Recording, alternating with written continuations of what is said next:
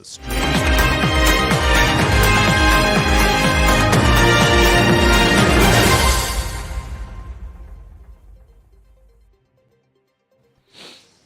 Good morning, my little EV muffins, and welcome to the News and Views with the EV Café. 30 minutes of what's happening in sustainable transport with expert analysis from the EV Café crew, brought to you this week in partnership with Paythrough. Making payments has never been easier. Sarah Sloman and easier in the same sentence. There we are. Anyway, today's opinions on a stick are the aforementioned Sarah Sloman. Good morning, Sarah. Well, good morning. And Paul, my dear chap, are you well? I am recovering. Let's call it that. Marvellous. And hopefully we may have Sam Clark screaming in at some late hour. Who can say? So grab a cuppa and plug in to what's happening in clean transport this week. Coming up, COP28. The agreement to transition away from fossil fuels has been reached. Myths about EVs are deeply embedded. The majority of London black cabs are zero emission capable. What does that really mean? An Energy Networks Association sets out a plan to decarbonise Great Britain's power grid. And finally, Stellantis EVs are to feature battery swap technology from 2024. Now then, before we kick off, we've got our webinar on Wednesday at 12 o'clock. It's not your usual kind of webinar. It's our Christmas special. So you can join us online, perhaps get online and have a chat. Wear your Christmas jumpers as we present Delivering Christmas Presents with a C. Ooh, Paul, tell us about it if you would. Well, yes. Do you know what? We are going to be talking about delivering Christmas, which is brilliant. So we've got Bryce Cunningham from a dairy in Scotland who delivers stuff in electric vans. And he really has gone into detail on this and is making a difference. We've also got another guy, Fraser McLean. He knows Sam Clark. We'll forgive him for that. But he has done a delivery company as well in Scotland as well. So they seem to be doing very well in Scotland. That might be to do with the policies that were set earlier by John Curtis a little while ago. Who knows? You can say. But it's really great. And we've also got a special personal message from Chris Ramsey. Wow. That's a beautiful segue, Paul, because Chris and Julie Ramsey are within touching distance of the South Pole. They may actually be there. We don't know. They're in radio silence now. No, they're not. I got a message from him this morning. He's not there yet, but will be by Monday. Perfect. So they're by Monday. They've spent the last 6 months on the road from magnetic north to the South Pole in a Nissan Ariya electric car. Range anxiety, you're dead to me. Anything is possible. And Chris, I know, has had this dream for 4+ years. And he's finally now going to achieve something that people said was impossible. I feared for his safety. I really did. And I'm really glad to see that he's going to make it. Sarah, you know Chris well. He must be buzzing. No, it's been so nice following them. I wrote to them the other day just to say it's not just what you're achieving being a world first. It's just really inspiring to see a husband and wife best friend team sort of going at it like this. And they've had rough times. I know they have, really testing times. And it's just heartening to see them. The latest picture on Instagram, they've got frozen eyelashes. Yeah, bless. Let's say hello to a few people, shall we? Tim Morris, you were first one in the door this morning from Europe Car. Blessed little heart. Owen F. Always an F. There's always an F in here. Dev Chakravarti. Hello, Dev. Been looking at the stats on the news recently, and you are an avid follower. Thank you kindly. Jamie Fretwell from Mercedes-Benz Trucks. Hello, Gemma. Love it. We always love it, especially Barbados. Ian Roberts, Mark Main. Hello, Mark. You're a good soul as well. Ashley Bannister. Every single week, bless you. Robert DeLue, hello, mate. We saw you at the London EV show, all the way from the Netherlands. Bless you, Rob Dustin. Pam Hanlon from Power. She's a Power Ranger. Dan Martin, George Thurman. Women drive electric, you know. Rob Dustin, David Watts, Wayne Dunn. Sean McDonough, Dan Lawrence Eyre, Richard Markey, Peter Widderson. Who else we got? Mike O'Neill, Laura Huswick-Wilkes, she's another Power Ranger. Pretty in Pink, Karen Moole. Karen, we had a hug last week at Europcar, didn't we, Paul? With Karen Moole from Europcar, bless her. We were at Leicester Tigers as guests, and that was really nice. Amy Phillips, hello, dearie. Sarah MacArthur, Dan Sewell. Dan, he's a lovely chap as well. The Sustainable Road Transport Show, don't you know? And Alec Thompson. Good morning, all you lovely people. Thank you for joining us on Friday, the 15th of December. If you want to join us on Wednesday for the webinar, go to evcafe.org/register. Register your little self for the webinar. It's going to be a Christmas party like we've never had before.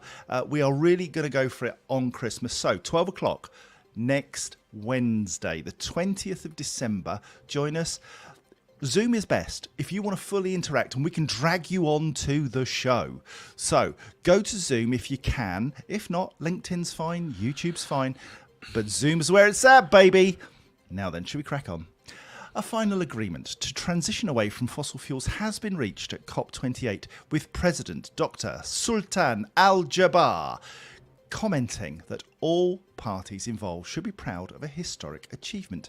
Today, the 198 parties agreed a landmark text named the UAE Consensus that sets out an ambitious climate agenda to keep 1.5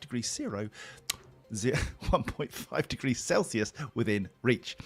The UAE Consensus calls on parties to transition away from fossil fuels to reach net zero, encourages them to submit economy-wide, nationally determined contributions, that's targets to you and me, includes a new specific target to triple renewables and double energy efficiency by 2030, happy days, and builds momentum towards a new architecture for climate finance. That's superb, especially for those countries who don't have lots of cash kicking around.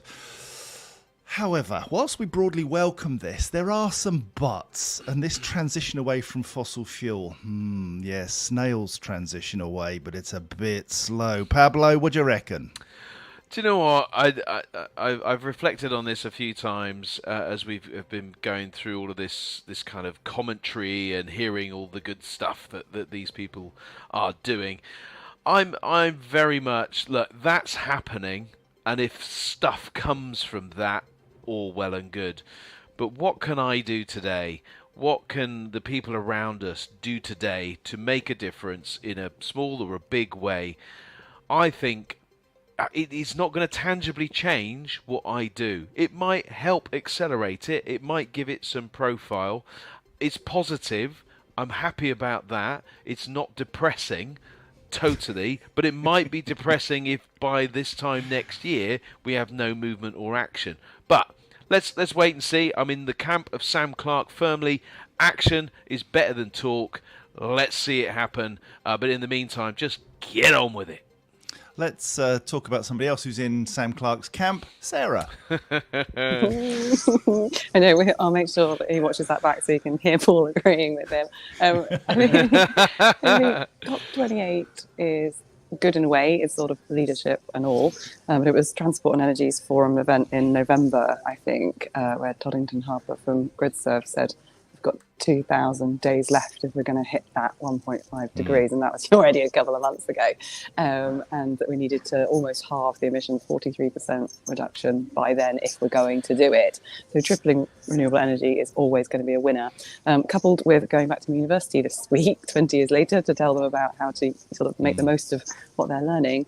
And it was really heartening to see sort of the future coming forward with still such a strong focus and passion on delivering what's essentially clean energy for our industry. So I hope it trickles down. I really, really do. I've barely seen any coverage, actually, only your news, John. Well, Jim Blair, brilliant comment. I love the comment from the BBC reporter. If you clean one plate, can you really say you've done the dishes? You can in my house. Anyway, let's move on. Mark Elliott, morning. Sarah Gray, hello. Sarah MacArthur, Dean Hedge. Goodness gracious, it must be snowing all the way up there. Amy Rogers, will the Wednesday webinar be recorded? You betcha. And interestingly, recordings. I'm just going through the numbers at the moment, and it's incredible to see that we've had about 7,500 listens to the podcasts that Paul and I and Sarah do. Amazing. Absolutely superb. 90,000 minutes of the news have been watched this year. 90,000 minutes. It's quite incredible, the support that you guys give us, and we can't thank you enough. Tom Middleditch from Europe Car. Ron Godfrey. Morning, people. How's it going at the South Pole, I wonder? Ron, you need to get up earlier, mate. We've already talked about that one. Should have been here. That said, they will be at the South Pole by Monday, they are hoping. all things going well. Morning, Esther Jones, creeping in from the AA. We can see you at the back there, 10 minutes late. What kept you? Right, the myths and misconceptions about electric vehicles are undermining consumer confidence and slowing the transition, according to a recent poll. The figures from Electrify research of homeowners in the UK, France, Germany and the USA have discovered that myths and misinformation have penetrated deep into the public consciousness in all 4 of the countries. The majority of households, more than 60%, believe that across these countries, the adoption of EVs replaced one problem, fossil fuels, with another, the mining of materials. And in most countries, more than 50% believed that EV batteries were a fire hazard. We've got some work to do, haven't we, Sarah? I mean, these are clearly big issues. If that's people's perception, it's their reality. Yeah, the topical barometer that is Facebook was really hitting hard in my local village, actually. Them saying about, we're going to get a new charger in the village. And lots of people I know, it just made me realise how much harder I have to work to get these myths busted, or at least sort of hear where they thought it came from. But reading through it was like bingo. It's like every single one that you could have possibly said. And there were some really great voices of reason in there, sort of trying to point people in the right direction. But it just felt really hard at that point to see how they were ever, wading in or not wading in. That's the question. You've got to let people go through their own sort of emotions about it. But yeah, all of it, fire, high theft, impossible to insure, and then of course hydrogen will take over in the next couple of years, which I was like, well, it literally physically can't, can it, unless we cease production lines right now and immediately start doing that instead. It just can't. So it's logic. What's really interesting, Sarah, is I've seen 2 schemes this week for hydrogen being injected into the gas supply network for domestic users have been canned because it's so inefficient as a way of transferring energy. Why not just use electricity rather than taking renewables, turning it into hydrogen and back into electricity? If local authorities and governments are canning hydrogen, the writing is kind of on the wall for some use cases that we've talked about. And Paul, with the light commercial hat on, as you always have, hydrogen, not going to happen. EVs, we've still got a lot of... Hang on. Is it? You can't say not going to happen, because actually next year they're starting to deliver 5% Stellantis, and we'll come on to Stellantis' other activities later, but Stellantis will be looking to sell around 5% vehicles that they produce in the commercial vehicle sector, vans, hydrogen.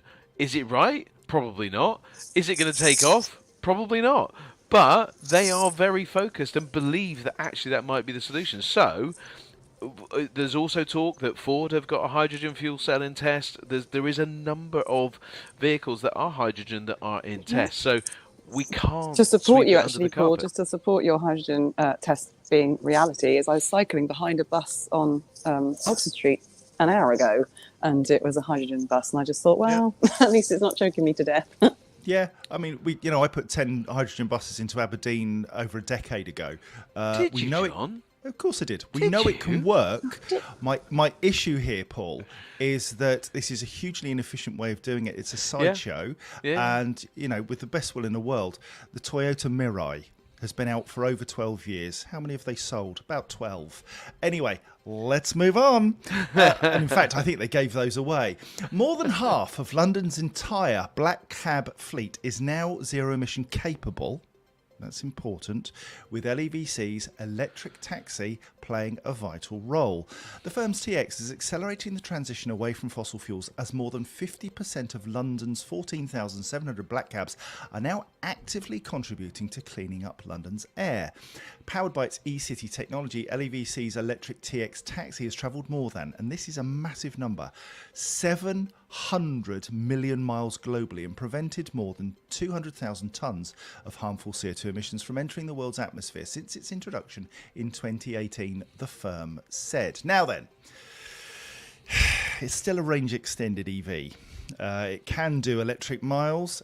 It can also do lots of diesel miles, and therefore I think precise numbers are tough to come by. And I wonder, should we be seeing LEVC moving into pure battery electric taxis if it's so certain that they're all running on electric? Or am I just living in cloud cuckoo land? Sarah, what do you think? Again, it was really nice yesterday to see the taxi, EV like that. Well, in EV mode anyway, and then 4 or 5 pure EVs directly behind it. You've just got to go down London High Street and see how things are changing there through demonstration. But no, I agree. Of course, I think what it boils down to is those drivers. Where do they recharge, and are they willing to pay what's currently an average of 51p per kilowatt hour, sometimes as much as 70 or 80p per kilowatt hour? So I think they're happy for it to be hybrid for a bit longer. Sadly. And that was direct feedback that I got from a cab driver doing a drive the other day. It was an Uber, and it was a zero-emission vehicle, but they so it was fully zero-emission, not a black cab. But the problem is that they are having to pay this quite high cost of energy because they live in flats, and so if they live closer to the centre and can therefore not have to worry about those STEM journeys, which is the reason for the LEVC vehicle being, diesel. It has a diesel engine that powers the battery. It puts energy into the battery, which is why it's a range extended, it's not a hybrid as such. But anyway. That means that they've got this cost burden. Geely have stepped into LEVC. The Geely are the owners of LEVC, also the owners of Volvo, and have stepped in and said, look, enough with this hybrid on the van side of things. So the van is pretty much canned. It'll be interesting to see whether they go full zero emission for the cab in the near future. At the moment, I think they're still selling it because it's profitable and they're selling enough. Shout out actually to Chargy. This just came back to me because we went to Juice before Greenfleet Awards last week, and Chargy have got pictures of people using lamppost chargers overnight, 13 hours outside power blocks in London to recharge those taxis, and they get cheaper rates at certain hours of the day. And we started debating the whole legislation thing, whether or not that's going to affect them, but it won't, because their lampposts are below the sort of 8 kilowatt cutoff, so they can continue to give these cheaper prices to people like that who are willing to charge overnight when the vehicles aren't being used at all in their district near the tower blocks where there's no parking. So I just thought it was really heartening to hear technology that is had a rocky past being used really well thanks to Chargy. So that's great. Absolutely. A few comments coming in. Sarah MacArthur, I don't know what you're taking today, but you need to stop. We need that Zoolander clip where the refuel the petrol car pretends to be a fashion shoot. I think the EV Café can do that kind of thing. I've not seen the Zoolander clip, but man, are we going to find it. That sounds really excellent. I want to say hello to Martin Robertson. Good morning from Scotland. Hello, mate. I'm here too. It's a big country. Tell us precisely where you are, dear boy. And Karen Moole, she was talking to a cabbie a few months ago, and a London Cab Drivers Club are in discussions with a charger company to have a dedicated taxi charging hub or several in the future in London. Yeah, I mean, this is happening. Dundee, they have massive provision for taxi provision, electric vehicles. Same with Glasgow, Edinburgh. It's coming. Yes. We do need a link, Sarah, for that Zoolander clip. Let's get it done. The Energy Networks Association has set out an industry plan to speed up grid connections and release enough capacity to decarbonise Great Britain's power grid. Great Britain's Paul, stop laughing at Joanne Vickers' comments. I mean, it's on the, Joanne, Sarah's being horny, but no, I didn't say that actually out loud, did I? No. Yeah. Oh, day. It's a silly Friday. It's fun. Shall we crack on? Great Britain's energy network operators have set out their delivery commitments that will enable fair and faster connections for all customers, and which will be delivered in 2024.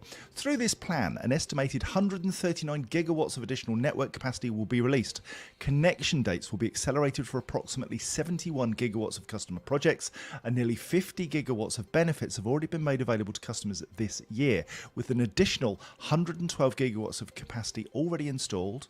The 139 gigawatts this action plan delivers exceeds the 225 gigawatts needed to decarbonise the grid. This opens the door to enough customer projects to fully enable the decarbonisation of Britain's electricity system by the committed date of 2035. Now, we know Graham Cooper of old, a man who did an awful lot of work for National Grid in communicating just how much investment has gone in over the last 20 years to prepare us for this electric revolution. But there's still lots more to do, Sarah. Indeed, and I learned a new phrase last month, zombie projects, and that was what Lorna McAteer from National Grid was saying about how not just the commitment and the investment being made, but also that sort of practical kick up the arse to get rid of projects that haven't got anywhere near to having their spade in the ground. So why are they even in the queue at this point when there's far more urgent tasks at hand? Absolutely right. And Paul, we need the power. We do. I just noticed a comment from Chris Dimitri from Islington Council, a real champion of this transition phase, and he has done a lot of work. And if he says something, an interesting discussion with TfL yesterday, how we can all start sharing our EV infrastructure and suggest that we watch this space. I'm excited that collaboration still forms the central pillar of this transition. Working together, sharing our energy infrastructure, both from a commercial point of view, but great from a public sector point of view. Let's all kind of move in the right direction, get the price down so that it's fair for all, but also that we can just get charged up when we need to at a reasonable pace without having to stress the grid. What is the comment? There was 500 gig required. You may have already said this, and apologies if you have, but only 500 gig required or asked for, but only about 120 needed. It's just bonkers, isn't it? I mean, people are being silly. It absolutely is, and sharing the networks that we have in business is really key, and Laura Huswick-Wilkes makes a good point that everyone needs the power. An interesting way of going about it, if you share networks and you give one card, which gives access to all of those shared resources, it does make the driver's life that much simpler. You rock up, you've got your power card. Here's one I prepared earlier. You go to the charger, you just place it there, and away you go. And it doesn't matter which of the operators it is. You've got a consistent agreement across the piece on price, on access. Job done. Got to be good. I would like to say as well, Power do a good job in not adding a whole load of layers onto their costings, which I think is really important to know, because sometimes roaming can be cripplingly expensive if you use a network that you've swiped on without even checking its price. But Power don't seem to do that. It's pretty close to what you would expect, but then you get all the convenience. And, I've said it so many times, contactless is not, is absolutely not the magic wand for everyone if you need receipts or accountability for your company's usage. But I think the big thing here is sharing infrastructure, not just having technology to unlock the infrastructure. And I predict sale of 7 kilowatt chargers going through the roof since we've had this new legislation in. So I'm all, of course, lower power as well in the car park required. Rob Dustin makes a good point. He says seeing lots of local authorities' bids requiring shared council office and facility solutions makes sense where it works. Absolutely right. It's the thing that's happening right now to make the best use of the infrastructure that we do have. Now then, no van news this week, sadly, Paul, but Stellantis. Yet. I know you're... Yes. Let's see if we can turn it your way. Stellantis has signed a deal with US-based battery swap company Ampol. I like Ampol. Ampol is good. To feature the technology on its Fiat 500e from 2024. The solution is capable of delivering a fully charged EV battery in less than 5 minutes and will initially be used in the company's free-to-move car sharing platform on Fiat 500e models from 2024. The battery swapping technology will then likely be expanded to other models with Stellantis brand umbrella including Vauxhall, Peugeot, Citroën, DS and Alfa Romeo. Now then, what's the deal with battery swap? Better Place. I remember back in 2011, Better Place in Israel, battery swapping station gone. However, we're seeing a resurgence. We've got Neo Power in China, Gogoro in Taiwan, Imota in China, Alton also in China, Sun Mobility in India. They're all using these battery swap provisions. Is it going to work, Paul? Battery swapping? Lift the whole thing and take it out and put another one in? I mean, in theory, it should work. So we know that some of the ports in the UK have already got this solution, and they're working on developing it for the heavy trucks that move shunters, that move all the goods around the ports. So that is very sensible. Neo have seemingly sort of pioneered really that kind of stuff, and there seems to be a lot of other companies going at it. But it's right use case, isn't it? Because most of the time a car can be charged, when it's resting. We've talked about this 95% of the time a vehicle is resting or a car is resting. Mine are sitting here doing nothing, but I've also got a van now. And a van typically is running around 8-9 hours a day, and it might be in the middle of a day. It might need a new boost to get on with it. Well, that for me is where battery swap makes sense in a commercial context where 5-minute transfer is important. It's less important in cars, I feel. And so if it was me, I would have started in the commercial vehicle world, and I would have done it in commercial vehicles. Stellantis, great idea, and if it's test and learn, happy days, let's do that. But hydrogen or battery swap, I would have gone with battery swap. I think that would have been a better bet, and would have given them a more significant edge, in my humble opinion. Not very humble, but yeah, opinion. Commercial vehicles always take precedence over cars, Paul, in your world. We know this. But in this kind of time-sensitive world, I think it does. No, you're absolutely right. Where it's time-sensitive, you do need to focus on the commercial vehicle, not go down some other random route. I make a cheap joke at your expense for about the 9,000th time this year. Sarah, battery swapping, would it fit into your world? Ooh, it may do, yes. I did get introduced to a company who had a sort of robotic arm thing that goes around and does it for the vans once they're parked up, and the driver just gets in a different van and drives off whilst it all happens. And I was really intrigued by that, but I'd love if any of our audience could send any videos of it in. And I've encountered it before in a micro-mobility world, obviously. People go around swapping batteries on electric bikes and putting them back in sort of banks, and then sort of mopeds in India I've seen videos of being used successfully too. So it's got legs, I think. Absolutely. Right, okay, we are at the end of this broadcast, but I want to pick up on something Jim Blair's just said. He said, I have to go. Thanks for your company this year. And that gladdens my heart a bit, to be really honest, because this is a news thing and we tell you what's going on, but it is about people. This whole thing is about people. The EV Café, what we do, the community, it is about you. It's about what you're doing, how you're doing it, who you're doing it with, and you're just simply outstanding. I mean, to have the people that we have on this call, you are leaders in this field, and can't thank you enough for all the support you give us. We'll be broadcasting the news again on the 22nd. And do you know what? I'm going to go for the 29th as well. We won't stop over Christmas. If we can avoid it, we are going to keep going because you actually matter. So thank you so much. Right, Paul, what are you doing the weekend? What am I doing the weekend? Well, I don't know. Can you see out the window? There it is. The world record. That's the Iveco E-Daily. Iveco E-Daily How'd you get that could tow 153 tons. 153 tons. Are you Santa Paul? Are you going to be towing the sleigh? Yeah, exactly. So I'm going to. Somebody said earlier that there's an Audi e-tron from Arval, the product manager at Arval, towing Christmas trees. So I could fill that with Christmas trees and take them to everybody, but I don't have any trees. So I'm just going to be driving it. I'm going to be getting some experience. I'm going out with some friends. We're going into London to see all the Christmas lights. So it's people weekend for me and a bit of fun in a van. Happy days. Paul, if you could put anything in the back of that van to fill your heart with joy, what would it be? Ooh, in what context? I just Any many context things. you like. Do you know Kittens. What puppies! I want a dog. But anyway, we can't have a.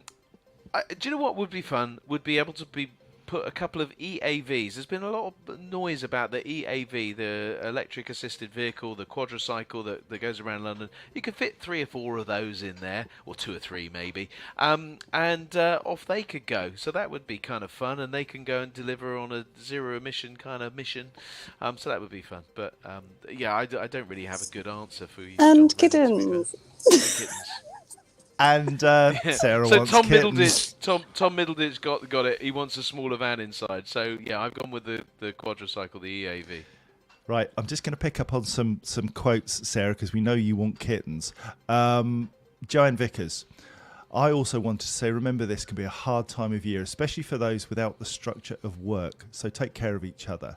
It'll be great to see you on the days off. It'll be great to see you as well, Joanne. You've been an amazing supporter of ours in terms of our mental health, and the messaging that you do is so valuable. So thank you very, very much.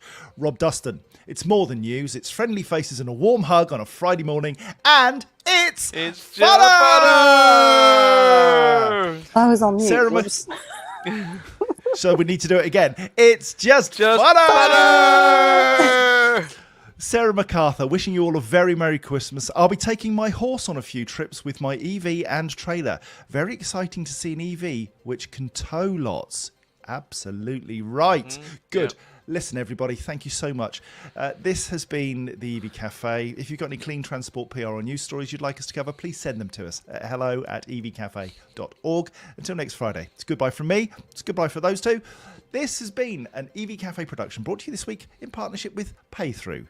Making payments has never been easier, unless you're paying for Amazon, and there's lots of things coming out of my house, which is very easy.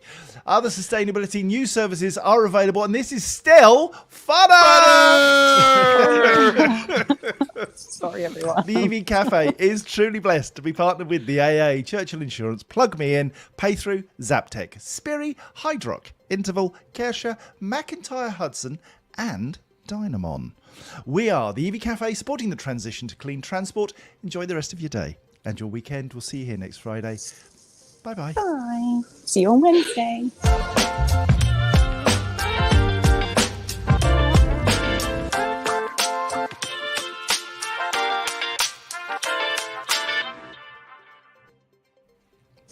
I'm off to play with my van.